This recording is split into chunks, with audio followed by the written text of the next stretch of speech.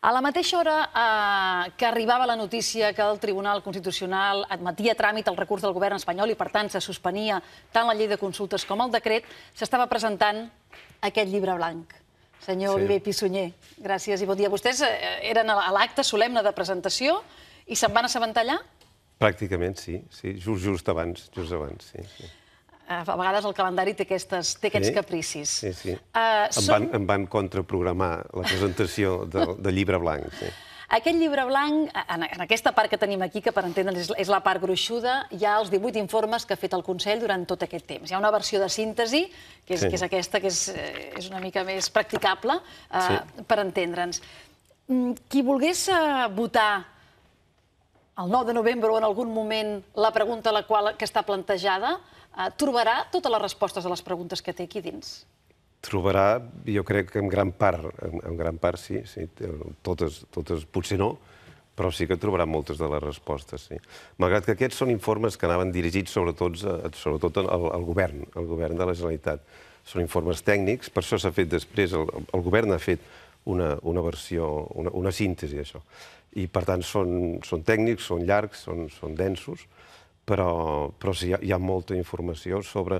Perquè aquí el que analitzem sobretot són els escenaris possibles que es poden anar plantejant al llarg d'aquest procés de construcció que diem de l'estat propi i, diríem, les estratègies i les mesures que hauria de prendre la Generalitat per tal de portar a terme aquest procés cap a la construcció de l'estat propi, naturalment, si aquesta fos la voluntat manifestada pels ciutadans de Catalunya. Intentem entrar-hi una mica. Vostè a la presentació va dir que el llibre dona arguments per demostrar que la independència és perfectament factible, però també va precisar que el Consell no ha amagat mai la complexitat i les dificultats d'aquest procés. Imaginem-nos que ara aquest llibre l'agafa un extraterrestre que acaba d'arribar, que no està informat, ni intoxicat, ni contaminat i que no té idees preconcebudes ni prejudicis. A quina conclusió arribaria?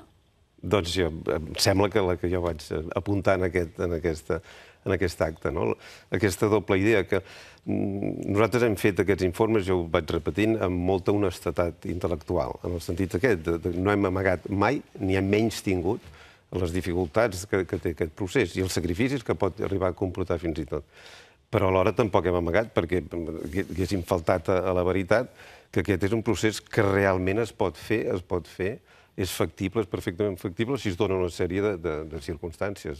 Per exemple, si es dona una unitat entre les forces polítiques, si hi ha un moviment social, diríem, constant, que no defalleixi, que no es cansi, ara ja comença a dir, estem molt cansats, no ens podem cansar. Si hi ha sintonia entre aquest moviment social i les institucions polítiques, i si es donen totes aquestes circumstàncies, és perfectament factible. Clar, aquestes són les circumstàncies que afecten a la part que ho viu des de Catalunya. Li dic perquè, repassant algun dels escenaris que vostès dibuixen, el fet que fa la diferència sempre és si s'hi arriba amb un acord, amb un pacte, amb un diàleg, o si arriba amb enfrontament amb l'estat espanyol, que és la contrapart. En cadascun dels escenaris, quan es parla d'economia, quan es parla de la integració als organismes internacionals, aquesta és la clau, si s'hi arriba de manera pactada o de manera enfrontada? Sí, en tots els informes nosaltres hem analitzat els dos escenaris, l'escenari aquest de col·laboració i l'escenari de no col·laboració per part de l'Estat. I és cert que si és en col·laboració i amb acord amb l'Estat, això és molt més fàcil. Si no, és més complicat. Això és una obvietat, però és així. Però el fet que sigui més complicat no vol dir que sigui impossible. En cap cas. Si es dona aquestes circumstàncies, caldrà molta intel·ligència política, però si tenim, diríem, aquest procés té la gent al darrere i, a més, això al final tira endavant. La pertinença, el reingrés a la Unió Europea ha estat potser, com a mínim públicament, un dels cavalls de batalla més importants? Sí, va ser dels més polèmics. Nosaltres aquí analitzem diversos escenaris, si podrem romandre dintre sense sortir, si sortim però mentre estiguem fora tenim un règim transitori específic, etc. 4 escenaris. I al final, dit molt sintèticament, perquè aquest és un informe, com tots ells, és un informe llarg d'unes 80 pàgines i molt matisat, però la conclusió a la que s'arriba és possiblement, quasi segur, tindrem el vet de l'estat espanyol, i no sabem si d'algun altre estat. Per tant, és difícil que es doni el primer escenari de permanència. El més probable és que es doni el segon escenari, perquè és possible que haguem de sortir i demanar el reingrés. però el que no és massa raonable és pensar que mentre siguem fora i estiguem demanant el reingrés no se'ns aplicarà el dret europeu, sinó que el més raonable és que se'ns aplicarà la major part del dret europeu.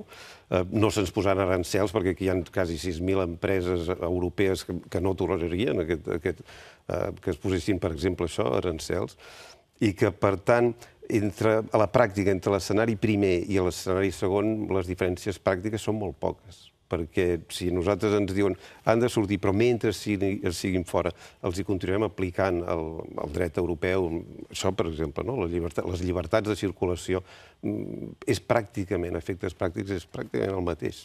La part econòmica, la viabilitat econòmica d'aquesta hipotètica Catalunya independent també forma part de l'anàlisi, també ha format part fa molts mesos del debat públic. Vostès, a la pàgina 61, clar, això no és seu, però a la pàgina 61 entenc que surt d'aquí, hi ha unes consideracions sobre els primers mesos. Aquí potser hi ha la baula feble d'aquest debat econòmic? Sí, del debat econòmic i del polític en general. Els primers mesos són, sens dubte, els més delicats. Per què, en el cas econòmic? Des del punt de vista econòmic són els més delicats, sobretot perquè l'administració tributària que ha de recaptar els impostos i els tributs que es fixin aquí a Catalunya, possiblement els primers mesos no estarà en ple funcionament.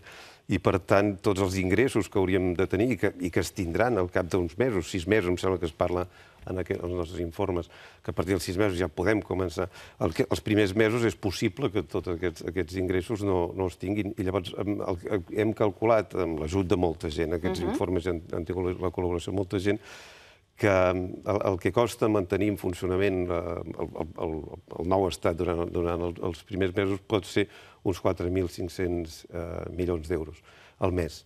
I, per tant, dependrà, diríem, també de com vagi funcionant. És evident que no la tindrem a prerendiment, o no estaria a prerendiment l'agència tributària, però ja començaria a funcionar. Per tant, sí que hi haurien ingressos. Però hi hauria una part que possiblement s'hauria de cobrir amb altres mecanismes que s'apunten a l'informe. És un període transitori, és això que dèiem abans, hi ha alguns moments en què hi ha una certa dificultat. Superat aquest moment, tothom està d'acord, tant aquí com a fora de Catalunya, que un estat català independent econòmicament seria perfectament viable. De fet, em sembla que nosaltres ho apuntem aquí, seria el 8è estat europeu amb PIB per càpita. Vostè ara parlava de l'agència tributària. Un altre dels temes que aborda l'informe és què necessita un nou estat, quines estructures d'estat necessiten posar-se en marxa per donar cos i sustentar aquest nou estat. En aquest sentit, vostè creu que es va tard? És a dir, que hi ha coses que ja es podrien estar fent? No, jo crec que s'estan fent les coses raonablement bé, com es diu normalment. Tenim els ritmes que tenim, també tenim els mitjans que tenim, i estem en el context que estem, vull dir que l'estat espanyol està pressionant, que porta les coses al Tribunal Constitucional, i per tant jo crec que s'estan fent les coses raonablement bé. A tothom ens agradaria anar més ràpid en moltes coses, però s'estan fent, insisteixo, les coses bé. Penso en l'agència tributària, per exemple. Ja s'està fent, sí. Estem donant passes, s'estan donant passes en aquest... I el que passa és que tot això està supeditat al primer pas, que és la consulta, i que ens deixin explicar-nos i saber quanta gent tenim a un costat i quanta gent hi ha a l'altre. Anava a dir, l'enemic és una mica la pressa en aquest procés? No, s'han de fer les coses amb ritme, també s'han de fer les coses amb ritme, sense adormir-se, però ben fetes. I ben fetes, sobretot en el sentit que les passes que es donin han de ser irreversibles, és a dir, que no s'hagi de tornar enrere. Quan fas una passa s'ha donat i no es torna enrere. El que has de mirar és la següent. Llavors, per garantir això s'ha de fer amb prudència i s'ha de fer bé.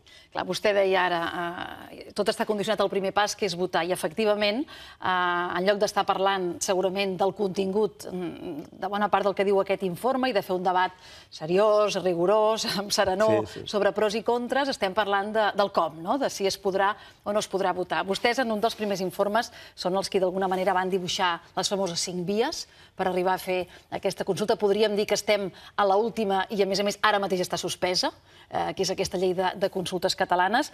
I després d'aquestes, en el mateix llibre blanc, vostès parlaven, si no hi havia alternativa, d'eleccions plebiscitàries, de declaració unilateral d'independència o de processos de mediació.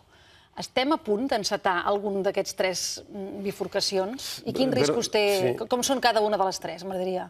Sí, de fet, la primera alternativa, la primera bifurcació, més que les mediacions internacionals, seria si anem a fer una consulta d'aquestes alegals o il·legals, treure les urnes al carrer, o anem a les plebiscitàries. Aquesta és la primera alternativa que hauran de resoldre els nostres dirigents polítics. Quin és el seu criteri sobre això?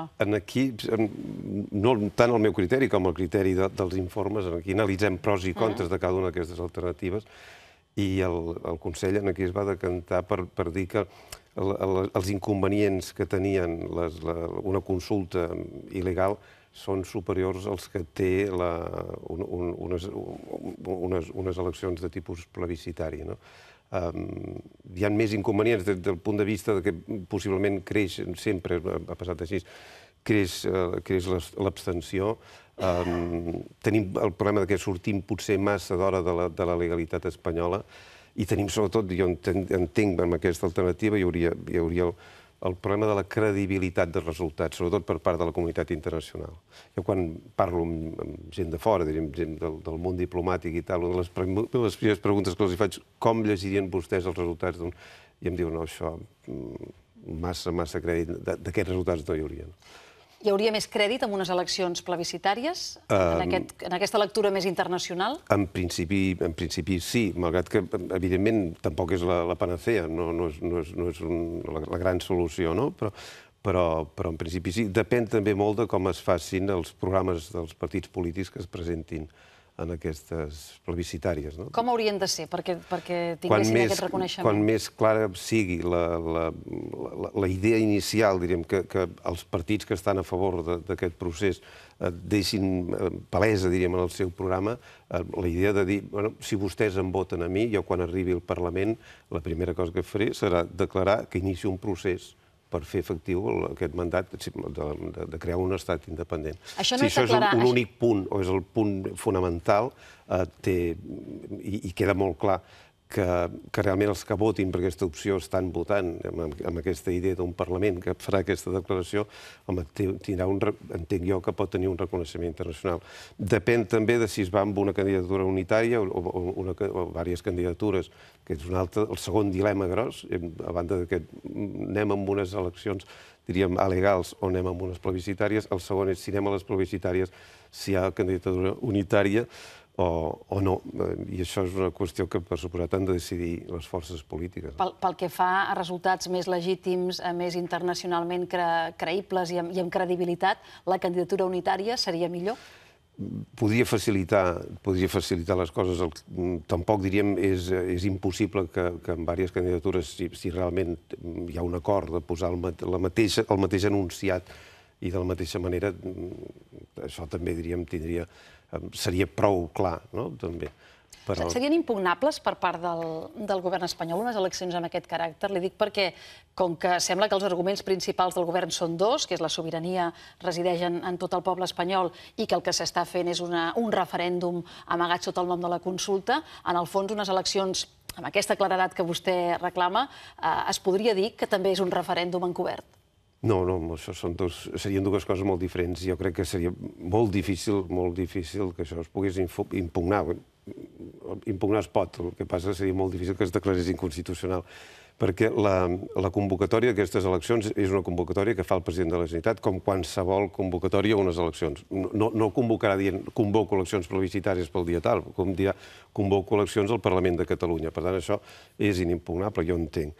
I pel que fa als programes dels partits polítics, el Tribunal Constitucional ha insistit molt, i no només a les últimes sentències, ho ve dient des de fa molt de temps, que la nostra no és una democràcia militant en el sentit que hi hagi clàusules que no es poden tocar, es pot perseguir qualsevol finalitat, fins i tot, diu, les que posen en crisi els fonaments del sistema, és a dir, es pot reivindicar perfectament la independència, i per tant hi ha partits, l'Esquerra Republicana, que fa 30 anys que ho porta als programes i mai ningú s'ha atrevit a dir que és inconstitucional. És que a l'Europa del segle XXI dir que un programa polític és inconstitucional i, per tant, vetar-ho és molt fort.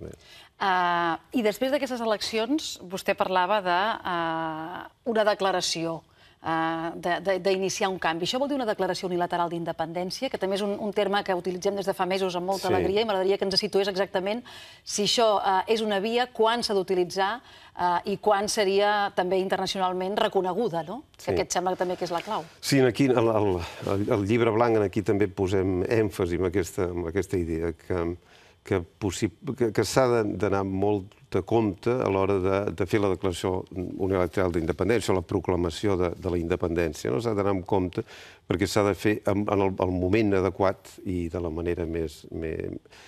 manera que es garanteixi que realment un cop es proclama la independència això pot funcionar com a estat independent. Allò que diuen que deia el president Tarradellas en política no es pot fer el ridícul. Quan tu declares independència és perquè tens ja els instruments suficientment muntats com per poder començar a funcionar. Llavors, el que nosaltres diem a l'informe és que després d'unes plebiscitàries o fins i tot després d'una consulta, la primera cosa que ha de fer el Parlament no és tant una declaració unilateral d'independència com una proclamació solemne de que té un mandat de les urnes i que es compromet a aplicar aquest mandat. En segon lloc, proclamar que vol obrir una negociació amb l'Estat. Això és forçós fer-ho així, malgrat que el resultat pot ser una negativa. I el tercer aspecte que ha de fer aquesta declaració és notificar a les autoritats de la Unió Europea que s'ha iniciat aquest procés de creació de l'Estat independent. Fet això, el que ha de començar a fer aquest Parlament i el govern que surti d'aquest Parlament és acabar de dissenyar aquestes estructures d'estat i començar-les a muntar. Els escocesos van donar 1 any i mig per fer aquest procés. Nosaltres, les circumstàncies seran molt diferents, possiblement. 1 any i mig potser no el tindrem, però sí un temps suficient com per aquestes estructures d'estat que són necessàries per poder funcionar com a tal estat, tenir-les ja més o menys muntades. I llavors és quan tens aquesta garantia, malgrat que, insisteixo, les circumstàncies són molt diferents, l'estat espanyol, si no col·labora, pot portar coses al Tribunal Constitucional, etc. Per tant, nosaltres analitzem els 2 escenaris de col·laboració a l'Estat, que pot ser que l'Estat, segons quin sigui el resultat, arribi a la conclusió que és millor començar a canalitzar això, que no pas posar-s'hi tot. Quan arribes a tenir ja unes estructures més o menys muntades i ben dissenyades, llavors és quan pots fer una proclamació de la independència. Què li diu a l'espectador que ara, després d'haver escoltat aquest raonament seu, pugui dir, escolti'm, però és que si el mandat ja el tenen, si la mà estesa i la negociació amb el govern espanyol sempre ha estat ofert des de les institucions i els partits que estan a favor de la consulta, no? Per què hem de tornar a passar per aquest? Com li expliquem? El mandat, de manera explícita, no el té encara el Parlament. A les últimes eleccions és evident que això estava sobre la taula, no? Però la idea concreta de que si vostè em vota jo iniciaré un procés per la reforma, aquest no hi és. I això són qüestions molt delicades i que s'han de posar sobre la taula de manera explícita i de manera fefaent, direm. I li agraïm que ho faci. I per tant, jo crec que els partits polítics és bo que realment li diguin a l'electorat exactament si els voten per què serà, no? Perquè era una mica més... Els programes polítics sí que hi estaven implícits, però s'ha d'explicitar, jo crec que és evident. Aquesta seria la diferència, si es valida amb unes urnes d'eleccions? Aquesta és la gran diferència, i naturalment de cara a la comunitat internacional queda molt més clar, perquè ara sí que, i ho estem dient, i era cert que estava implícit, però quan els expliques, és que això ja hi ha un mandat, sí, però era un mandat molt genèric, no estava explicitat. Estem fent unes plebiscitàries que volen funcionar pràcticament com una consulta, no? I, per tant, aquest pas jo crec que sí que s'ha de donar. Estem en aquest punt, tot i que ara estem en el punt de l'espera d'aquesta sentència. Li volia preguntar unes quantes coses sobre aquesta futura sentència i sobre el paper que està jugant el Tribunal Constitucional. Vostè creu que abans del 9 de novembre la s'emetrà, aquesta sentència? De moment, el retard que porta el Tribunal Constitucional és molt gran. Vull dir que el promig del retard, em sembla que porten 6 anys de retard amb aquests temes, no? El que passa és que aquest és un cas molt especial. hi ha precedents en els que, amb temes relacionats amb això, com per exemple amb el que en dèiem el Plan Ibarretxe, van dictar sentència en un termini de 2 mesos, i entremig, 2 mesos i escaig, i entremig hi havia el mes d'agost, de manera que poden, si volen, poden dictar sentències. El procés s'ha iniciat molt ràpid. Com valora la celeritat inèdita del Tribunal Constitucional en admetre els recursos que va presentar el mateix matí el govern espanyol, senyor Viver? Home, la imatge, diríem, que va donar el tribunal en aquest cas, respecte d'aquesta qüestió de la celeritat, jo crec que no és bona des del punt de vista de la imparcialitat del tribunal. Aquí hi ha 2 parts, hi ha l'Estat, però hi ha també la Generalitat. I la Generalitat pot veure sorpresa com és que, no tant per la celeritat, com pel fet que no hagi respectat la cadència de les seves reunions. El plenari del tribunal s'havia de reunir la setmana que ve. I per què decideix no esperar-se una setmana, sabent que podia suspendre i que arribava a temps a suspendre-ho? Per què no respecta aquesta cadència? Des del punt de vista de fons, ha fet el que havia de fer, perquè la suspensió no l'ha decidit ell, el tribunal, li imposa la llei. El que sí que estava a les seves mans era respectar les reunions, els terminis de les reunions, i no ho ha fet. Home, la imatge no és la millor. Vostè ha estat membre d'aquest magistrat d'aquest tribunal, en va estar vicepresident, li dic perquè és un tribunal que ara mateix està passant per un moment de desprestigi, no? I m'agradaria preguntar-li, vostè, sabent que coneix el funcionament, què pot estar passant ara mateix pel cap dels 12 magistrats que en formen part, que veuen tots els focus sobre aquest tribunal i que estan sotmesos, sembla ser, a una pressió política. Com a mínim és la imatge que se'n té des de fora. Una cosa és que anomenin els partits i els parlaments i l'altra és la independència de tots i cadascun d'aquests magistrats, que m'imagino que també pateixen pel seu prestigi com a juristes en aquest sentit. Sí, jo crec que els magistrats del Tribunal Constitucional estan prou blindats, ells, diguem, personalment, com per poder decidir sense aquestes pressions que hi són, però em fa l'efecte que ells, malgrat que estan, diríem, ficats en aquest context polític, diríem, que és complicat, ells a l'hora de decidir, jo crec que decidiran amb plena independència personal. Cada un realment... Els magistrats del Tribunal Constitucional, tots ells tenen la seva ideologia i aquesta ideologia, a l'hora de fer una sentència, evidentment es reflecteix en el vot de cada un d'ells, no? Però això és normal, diríem, en tots els tribunals. La sentència està en mans de 2 magistrats, com a ponents, que són els mateixos que van, d'alguna manera, portar l'anterior sentència que coneixem del Tribunal Constitucional, que és la del mes de març, sobre la declaració de sobirania el 2013.